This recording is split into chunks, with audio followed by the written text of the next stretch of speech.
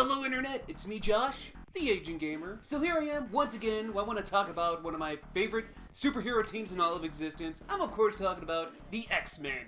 What's not to love? The team is so diverse and they're all so awesome in their own way. Wolverine, awesome. Cyclops, awesome. Storm, awesome. Nightcrawler, Rogue, Gambit, Psylocke, Beast, Jubilee, Jean Grey, Colossus, Cable, Bishop, Archangel, Iceman, Professor frickin' Xavier, goddamn awesome. I mentioned in my previous review for the first X-Men game for the Sega Genesis about the X-Men boom of the 90s, so I won't get too into it here, but let it be known, I am, and always have been, a big X-Men fan. X-Men comics? Hell yeah! X-Men trading cards? Oh, yeah, I had those too. The X-Men toys? You know I had them! And X-Men movies and TV shows? Yeah, of course, I had all these too! Oh, and yeah, X-Men video games also. So the first X-Men game came out in 1993. It wasn't until 1995 that we got its sequel. Bit of trivia too, there was almost a third X-Men game, but we'll get to that a little bit later. For now, let's go ahead and talk about the sequel to the first X-Men game. Was it good? Was it bad? How did it follow its footsteps? Well, let's see. Ladies and gentlemen, this is X-Men 2 Clone Wars.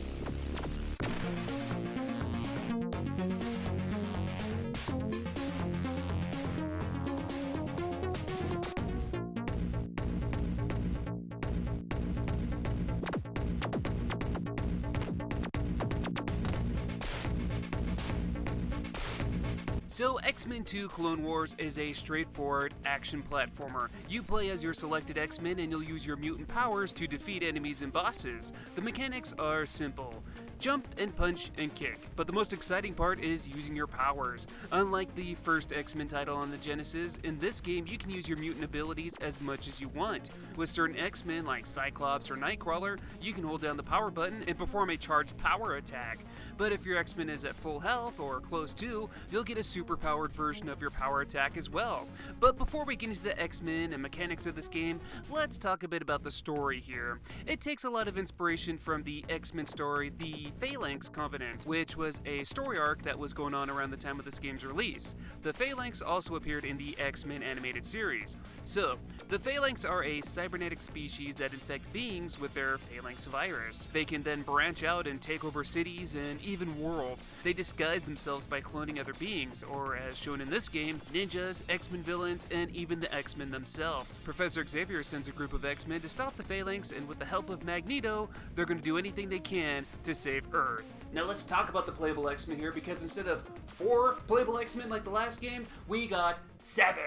First off, there's of course the Wolverine. Other than being a complete badass, Wolverine has a strong claw charge attack. He's great at dealing damage, he's actually pretty dang quick, and can climb walls, and when he's really low on health, he'll actually recover a health bar or two.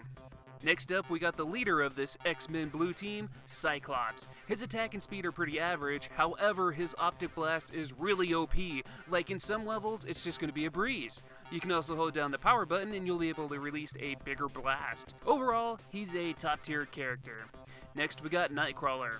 I gotta say, compared to how he played in the last game, I'm a bit disappointed. His teleportation is pretty much useless in this game.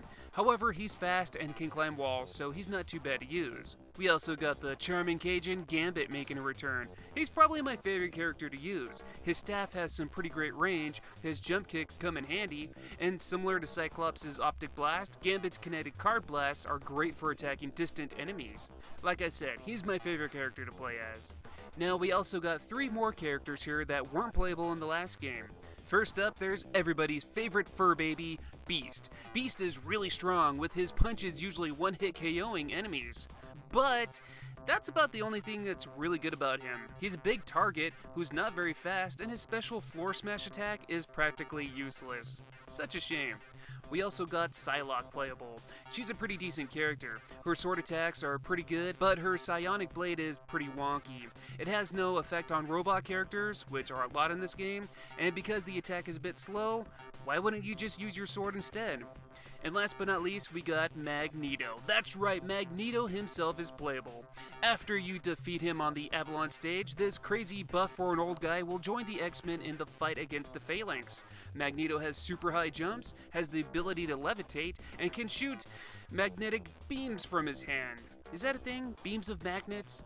But the downside to him is that he's super slow. His special magnetic bomb attack is too slow to be useful, and since he doesn't have a regular punch or kick attack, it can be kinda tricky to hit certain enemies.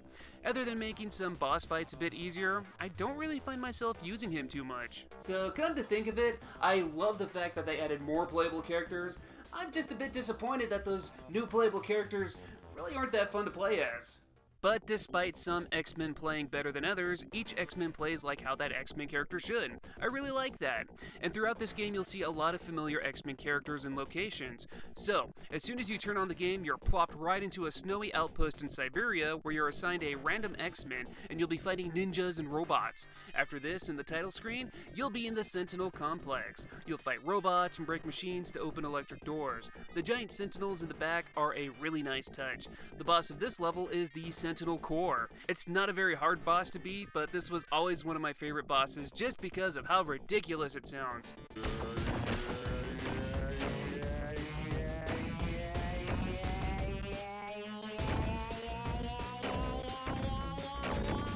After a Metroid-like escape the exploding compound before your time runs out segment, we'll reach Magneto's base, Avalon.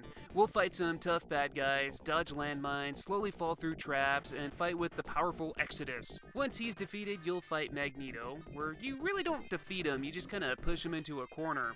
Then you'll make your way to Apocalypse's home base. You'll scale a tower to fight Tusk, descend in this Egyptian-looking fortress, then fight Apocalypse in a fight that isn't that hard once you get the pattern down, and it goes on for way too long. Like, so long I wasn't even sure if I was actually hurting him. Then there's the Savage Land, where you'll fight bugs and do your best to avoid rising acid. You'll fight with the villain Brainchild, who has a lot of crazy forms, and then you'll reach the Phalanx ship. Once on the ship, you'll have some level segments, a boss fight with Deathbird, some more level segments, and then a fight with the Brood Queen Phalanx creature thing.